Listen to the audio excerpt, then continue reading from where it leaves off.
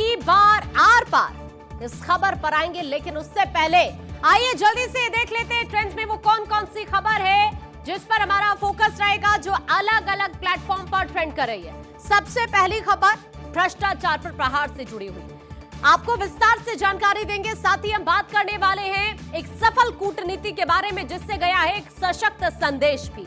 साथ ही हम बात करने वाले हैं ट्रंप प्रशासन की सफाई, टैरिफ की वजह बताई, इस पर भी आपको जानकारी देंगे। और साथ ही बुडापेस्ट का मंच, वॉर पर सीधा पंच, इस पर भी बात होगी और आपको हर एक तस्वीर दिखाएंगे।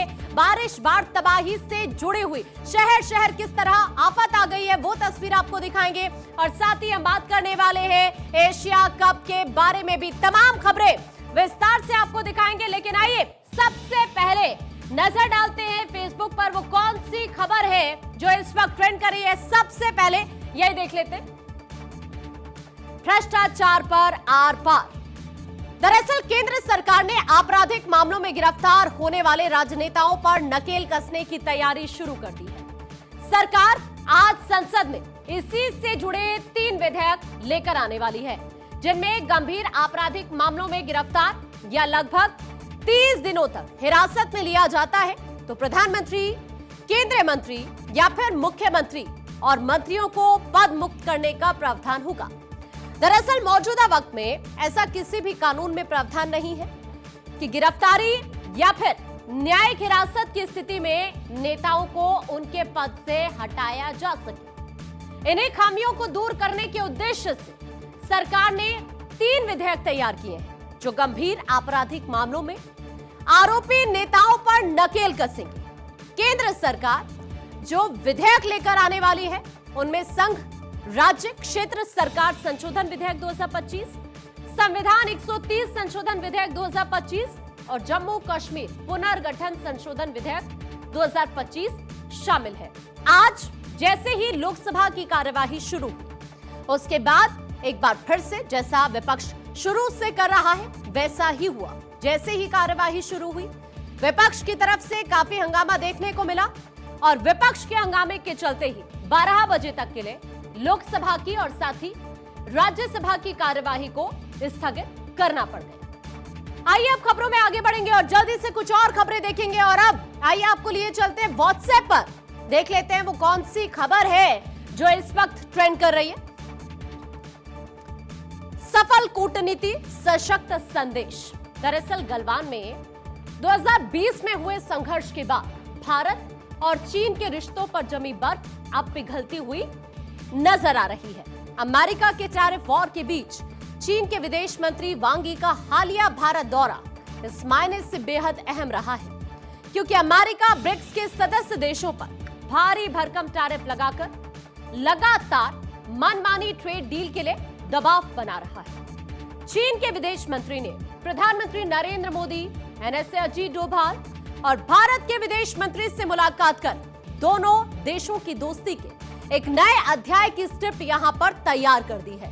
भारत के चीन के विदेश मंत्री वांग यी ने दरअसल चाहे भारत की बात करें या फिर जिस तरह से चीन के विदेश मंत्री इस वक्त भारत के दौरे पर है यानी वांग यी, उन्होंने भारत चीन सीमा विवाद को लेकर विशेष प्रतिनिधि मंडल स्तर की 24वें दौर की वार्ता में भी हिस्सा लिया।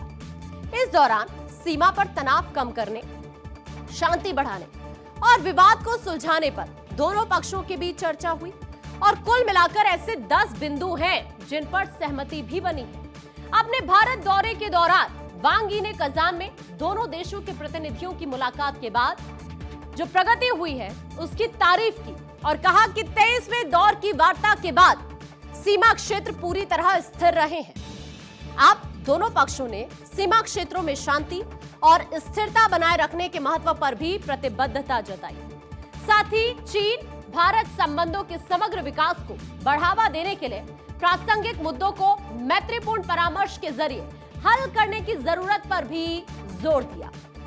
दोनों पक्षों ने इस बात पर सहमति जताई कि मौजूदा स्थिति को द्विपक्षीय संबंधों के लिहाज से राजनीतिक दृष्टिकोण से देखा जाए और 2005 में दोनों देशों के बीच बनी सहमति के अनुरूप सीमा विवाद को हल करने के लिए एक न्याय संगत, तार्किक और पारस्परिक रूप से स्वीकार्य फ्रेमवर्क तलाशा जाए। दोनों पक्षों ने चीन भारत सीमा मामलों पर परामर्श और समन्वय के कार्यतंत्र यानी WMCC के ढांचे के तहत एक विशेषज्ञ समूह बनाने का फैसला किया है, जो उन क्षेत्रों में सीमांकन की संभावनाओं को तलाशेगा जहां पर परिस्थितियां अनुकूल है। दोनों देशों के बीच सहमति बनी कि WMCC के तहत एक कार्य समूह बनाया जाएगा जो सीमा पर प्रभावी प्रबंधन और साथ ही नियंत्रण को बढ़ावा देगा ताकि शांति यहां पर बनी रहे। अब चीन के विदेश मंत्री वांग यी ने NSA डोभाल से मुलाकात के दौरान इस बात का जिक्र किया कि उन्हें खुशी है कि अब सीमाओं पर स्थिरता बहाल हो गई है। वांग यी ने यह भी कहा कि मौजूदा वक्त भारत और चीन के रिश्तों में सुधार का सही वक्त है। इससे जो दोनों ही कंट्रीज हैं, उनके विकास को भी रफ्तार मिलेगी। कुल मिलाकर ये जो मुलाकात दोनों के बीच हुई है, अब भारत और चीन के जो रिश्ते हैं वो एक अलग दिशा में आगे बढ़ते हुए यहां से नजर आ रहे हैं। ये कहना गलत नहीं होगा। आइए अब खबरों में आगे बढ़ेंगे, जल्दी से कुछ और खबरें देख लेते हैं और आइए अब देखते हैं एक्स पर वो कौन सी खबर है जो इस वक्त ट्रेंड कर रही है। यहां पर कई सारे हैशटैग्स आपको नजर आने वाले हैं। दरअसल जो हम बात करेंगे वो हम बात करने वाले हैं ट्रंप के टैरिफ के बारे में भी। दरअसल ट्रंप की टैरिफ की प्रेशर टैक्टिक्स पर भारत की मजबूत प्रतिक्रिया और ब्रिक्स सशक्त संदेश ने ट्रंप प्रशासन को हिलाकर रख दिया है। इस बीच भारत चीन के पटरी पर लौटते रिश्ते ने ट्रंप प्रशासन को टैरिफ के मामले में सफाई देने पर मजबूर कर दिया है। दरअसल अमेरिका भारत पर लगाए टैरिफ को लेकर लगातार नए दावे कर रहा है और इस बीच व्हाइट हाउस की प्रेस सचिव कैरोलिन लेविट ने इस बात का जिक्र किया कि अमेरिकी राष्ट्रपति डोनाल्ड ट्रंप ने रूस यूक्रेन विवाद को खत्म करने के लिए भारत पर टैरिफ लगाया है। उन्होंने इस बात का जिक्र किया कि ट्रंप चाहते हैं कि दोनों ही देशों के बीच जो संघर्ष चल रहा है उसे खत्म किया जाए। अमेरिका ने पहले भारत पर 25% का टैरिफ लगाया था, लेकिन कुछ दिन बाद 25% अतिरिक्त टैरिफ बढ़ाकर इसे दोगुना कर दिया गया। अब भारत पर अमेरिका की तरफ से कुल 50% टैरिफ लगाया जाता है। युद्ध खत्म करने के लिए ट्रंप ने यह कदम उठाया। दरअसल प्रेस सचिव कैरोलिन लेविट ने इस बात का जिक्र किया कि राष्ट्रपति ने रूस यूक्रेन युद्ध को खत्म करने के लिए लोगों पर जबरदस्त दबाव डाला है। उनका यह कहना था कि इसमें भारत पर लगाया गया अतिरिक्त टैरिफ और अन्य कदम भी शामिल हैं। लेविट ने यह कहा कि ट्रंप हमेशा से चाहते हैं कि रूस और यूक्रेन संघर्ष को विराम दे दिया जाए। ट्रंप राष्ट्रपति नहीं होते तो युद्ध नहीं होता। इस बात का जिक्र लेविट ने अपने बयान में किया और एक बार फिर इस दावे को दोहराते हुए कहा कि अगर उस समय अमेरिका के राष्ट्रपति डोनाल्ड ट्रंप होते तो रूस और यूक्रेन के बीच युद्ध कभी शुरू ही नहीं होता। उन्होंने यह भी कहा कि दोनों कंट्रीज के नेता ट्रंप के आभारी हैं कि वो दोनों देशों के बीच शांति समझौता करवाने की कोशिश कर रहे हैं, क्योंकि इससे पिछली सरकार ने कुछ ऐसा किया नहीं था। और ये बात रूसी राष्ट्रपति व्लादिमीर पुतिन ने खुद से भी एक्सेप्ट की है। तो कुल मिलाकर अब इस बयान के बाद सियासी हलचल काफी ज्यादा तेज हो चुकी है। आइए अब आगे बढ़ेंगे, कुछ और खबरें देख लेते हैं और आइए अब देखते हैं ट्रुथ पर वो कौन सी खबर है जो ट्रेंड कर रही है। बुडापेस्ट का मंच, वॉर पर सीधा पंच, ये खबर है ट्रुथ पर काफी ट्रेंड। दरअसल ट्रंप की अलास्का में पुतिन के साथ मीटिंग हुई और व्हाइट हाउस में ज़ेलेंस्की और यूरोपीय देशों के नेताओं के साथ मंथन हुआ। अब इसके बाद ट्रंप प्रशासन ट्रंप, पुतिन और ज़ेलेंस्की की मीटिंग की तैयारी में जुट चुका है। अमेरिकी सीक्रेट सर्विस ने ट्रंप, ज़ेलेंस्की और पुतिन की त्रिपक्षीय वार्ता के लिए हंगरी के बुडापेस्ट में तैयारी भी शुरू कर दी है। खबर है कि व्हाइट हाउस ने हंगरी की राजधानी बुडापेस्ट में अमेरिका, रूस और यूक्रेन के राष्ट्रपतियों के बीच होने वाली संभावित त्रिपक्षीय वार्ता की एक पूरी योजना तैयार की है। व्हाइट हाउस की प्रेस सचिव कैरोलिन लेविट ने भी कुछ ऐसे ही संकेत दिए थे। कैरोलिन लेविट ने कहा कि मैं जगह की पुष्टि या खंडन नहीं कर रही हूं। कई ऐसे ऑप्शंस हैं जिन पर विचार किया जा रहा है। दोनों राष्ट्रपति ने बातचीत की इच्छा को जाहिर किया है। लेविट इस बात का जिक्र करती है प्रेस ब्रीफिंग के दौरान। ये कहा कि दोनों नेताओं ने एक दूसरे के साथ बैठकर बातचीत करने की इच्छा जाहिर की है और इसीलिए हमारी राष्ट्रीय सुरक्षा टीम दोनों ही देशों को ऐसा करने में मदद करेगी। लेविट ने यह भी कहा कि पुतिन और ज़ेलेंस्की के साथ द्विपक्षीय बैठक के बाद ट्रंप और साथ ही जो दोनों अन्य नेता हैं उनकी ये पूरी की पूरी एक त्रिपक्षीय मीटिंग हो सकती है।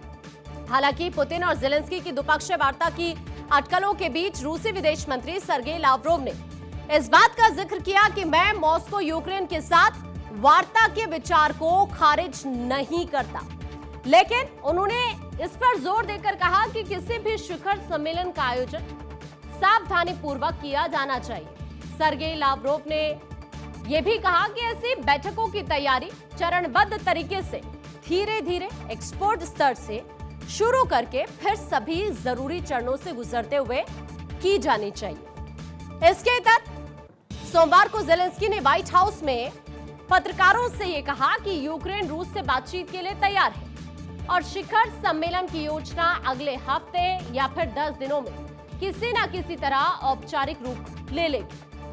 वहीं अमेरिकी विदेश मंत्री मार्को रूबियो ने शांति वार्ता की तरफ बढ़ रहे पुतिन की पहल का भी स्वागत किया और उन्होंने ये कहा कि पुतिन ये कह रहे हैं कि वो ज़ेलेंस्की से जरूर मिलेंगे। ये बात बहुत बड़ी बात है। उन्होंने आगे ये भी कहा कि हम अभी उस मुकाम तक नहीं पहुंचे, लेकिन हमारा लक्ष्य यही है और आज जिन मुद्दों पर चर्चा हुई है उनमें से एक ये है कि उस मुकाम तक आखिरकार पहुंचा कैसे जाए।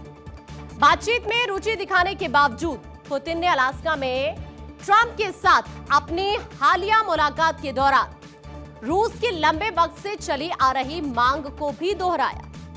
उन्होंने आगे ये कहा कि किसी भी वास्तविक समझौते पर पहुंचने से पहले संघर्ष के मूल कारणों का समाधान किया जाना चाहिए।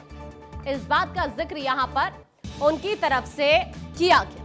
अब आइए खबरों में आगे बढ़ लेते हैं और कुछ और खबरें देख लेते हैं और अब देख लेते हैं यूट्यूब पर वो कौन सी खबर है जो इस वक्त ट्रेंड कर रही है। बारिश, बाढ़, तबाही, शहर शहर आफत आई। ये तस्वीरें इस वक्त अलग अलग प्लेटफॉर्म पर काफी वायरल हो रही हैं देश के अलग अलग हिस्सों से, क्योंकि पहाड़ से मैदान तक कुदरत के रौद्र रूप से जनजीवन अस्त व्यस्त हो चुका है। हिमाचल में बारिश के हालात, बाढ़ की वजह से, भूस्खलन की वजह से लोग इस वक्त सहम गए हैं। कुल्लू से लेकर मंडी तक भारी नुकसान हुआ है। जगह जगह प्राकृतिक आपदा से हुए नुकसान की तस्वीरें सामने आ रही हैं। मौसम विभाग ने 22 अगस्त तक हिमाचल के कांगड़ा, कुल्लू, मंडी, मनाली और शिमला में तेज बारिश का अलर्ट जारी किया है। जून में मॉनसून की दस्तक के बाद से अभी तक हिमाचल में 2100 करोड़ से ज्यादा के संपत्ति को नुकसान पहुंचा है। प्रदेश के ऐसे कई हिस्से हैं जहां पर घर, मकान, दुकान, बाजार पूरी तरह से क्षतिग्रस्त हो चुके हैं। प्रशासन की तरफ से राहत और बचाव का कार्य यहां पर तेजी के साथ चल रहा है। अब उत्तराखंड की अगर हम बात करते हैं तो यहां पर भी हालात कुछ इसी तरह के बने हुए नजर आ रहे हैं। उत्तराखंड में भारी बारिश की वजह से जनजीवन अस्त व्यस्त नजर आ रहा है। जगह जगह लैंडस्लाइड से सड़कें क्षतिग्रस्त है, बंद है। मौसम विभाग ने उत्तरकाशी, रुद्रप्रयाग, चमोली, बागेश्वर, देहरादून और नैनीताल में भारी बारिश की आशंका जाहिर की है।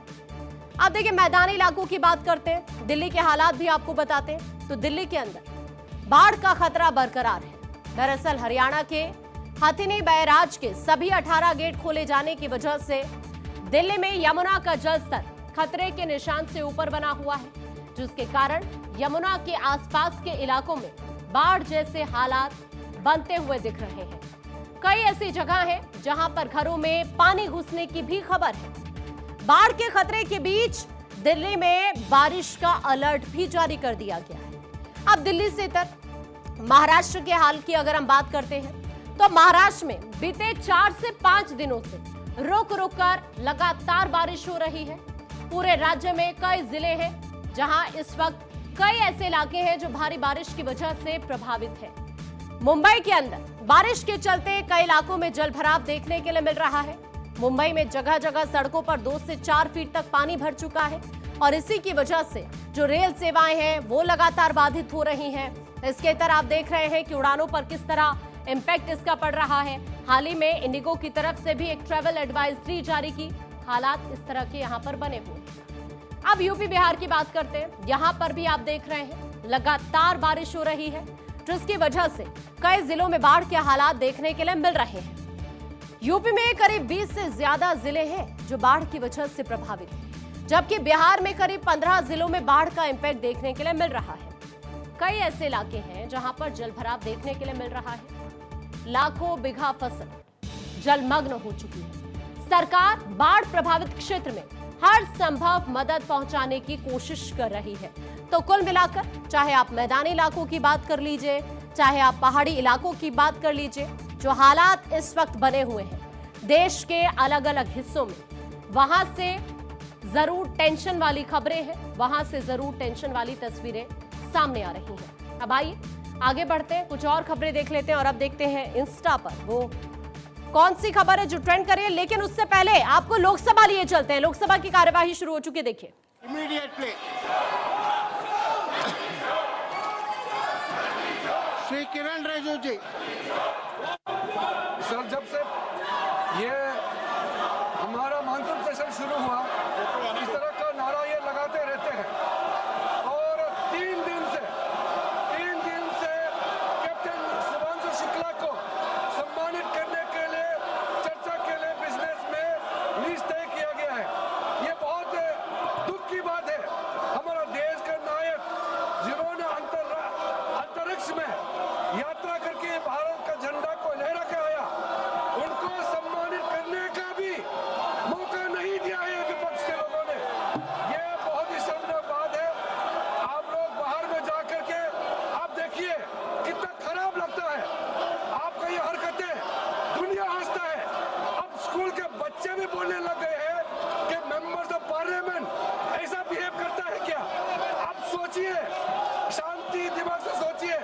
सरकार का बिजनेस तो हम पारित करके रहेंगे। देश का हक में, समाज का हक में जो काम हमको करना है, देश के लोगों ने दायित्व दिया है, हम काम करेंगे। लेकिन हंगामा करने से नुकसान होता है तो आप लोगों का ही होता है। ये सदन सबका है, मेंबर्स ऑफ पार्लियामेंट का है।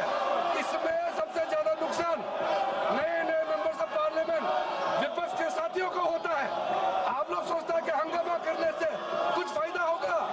जो ज्यादा हंगामा करेगा जनता उसको पूरा नकार देगा। आप लोग कोई सहानुभूति प्राप्त करने वाला नहीं है। इसलिए मैं पुनः आग्रह करता हूँ, आप लोग चर्चा में भाग लीजिए, बिल्स के डिस्कशन में भाग लीजिए। कैप्टन शुभांशु शुक्ला को सम्मानित देने में साथ दीजिए। आपके माध्यम से मैं फिर अनुरोध करना चाहता हूँ सर। लोग देख रहे हैं। Members, I request all you all to go and sit in your respective chairs. House is adjourned to meet again at 2 p.m. today. Lok Sabha की कार्यवाही देखिए 2 बजे तक के लिए स्थगित हो चुकी है। विपक्ष के हंगामे के बीच एक तरफ आप सुन रहे थे केंद्रीय मंत्री किरण रिजिजू को, जो बार बार इस बात का जिक्र करते हुए यहां पर सदन के अंदर कि इस तरह विपक्ष के हंगामे की वजह से काफी ज्यादा नुकसान होता है, लेकिन लगातार विपक्ष की तरफ से हंगामा किया जा रहा था और इसी बीच लोकसभा की कार्यवाही 2 बजे तक के लिए स्थगित हो चुकी है। इससे पहले भी आपने देखा सुबह जब 11 बजे कार्यवाही शुरू हुई, विपक्ष की तरफ से काफी हंगामा किया गया और इस बीच हालांकि आपको ये बता दें ऑनलाइन गेमिंग बिल लोकसभा में पेश किया जा चुका है, लेकिन विपक्ष के काफी ज्यादा हंगामे के बीच अब एक बार फिर से लोकसभा की कार्यवाही 2 बजे तक के लिए स्थगित कर दी गई है। एक तरफ आज सरकार, देखिए आपको ये बता दें कि संघ राज्य क्षेत्र सरकार विधेयक 2025 पेश करने वाली है। संविधान विधेयक यानी संविधान 130वां संशोधन विधेयक पेश किया जाएगा, लेकिन उससे पहले लगातार विपक्ष के हंगामे के चलते फिर से कार्यवाही स्थगित हो चुकी है। पॉलिटिकल एडिटर अदिति नागर इस वक्त हमारे साथ जुड़ गए। अदिति, एक बार फिर से विपक्ष के हंगामे के चलते सदन प्रभावित हुआ, लोकसभा की कार्यवाही 2 बजे तक के लिए स्थगित हो गई है। देखिए 2 बजे तक के लिए स्थगित हो गई है, लेकिन उससे पहले जो ऑनलाइन गेमिंग बिल है, जिसको लेकर लगभग 40,000 से ज्यादा जो परिवार हैं, वो उनकी शिकायतें यहाँ पर पहुंची हैं और कई फाइनेंशियल और साथ साथ जान माल का नुकसान हुआ है। उसके चलते सरकार पूरी तरीके से तैयार थी, बिल इंट्रोड्यूस कर दिया गया है, लेकिन इसी हंगामे के बीच में बिल इंट्रोड्यूस भी किया गया और फिर स्थगित कर दिया गया। मैं अपनी आंखों के सामने देख पा रही हूँ कि अब लोकसभा से जो सांसद हैं वो लंच के लिए निकल रहे हैं।